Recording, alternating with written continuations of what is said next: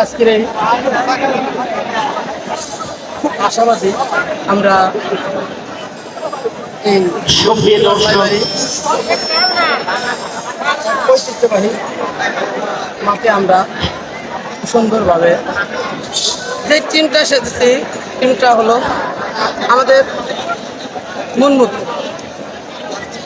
ভাই বিল্ডিং এর ছাদে প্রাথমিক বিদ্যালয়ের ছাদের উপর অনেক দর্শক উঠেছেন ভাই। এত আশা রাখি আল্লাহ তাআলা যেন আমাদের এই মাঠ থেকে সর্বোচ্চ বিজয় সুপ্রিয় দর্শক আর অল্প সময়ের মধ্যেই অল্প কিছুক্ষণের মধ্যেই অনুষ্ঠিত হতে যাচ্ছে বেতুয়া সোনালী সংসদ কর্তৃক আয়োজিত আমার সম্মানিত নবম রবিউল করিম সেলিম স্মৃতি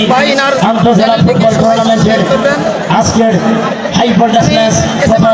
সেমিফাইনাল খেলা সঙ্গে ইয়াংস্টার ক্লাবের যেই দুটি দল ফুটবলের আধিপত্য বিস্তার করবার জন্য সিনিয়র সহসভাপতি পরস্পর তাদের মোকাবেলা করবেন,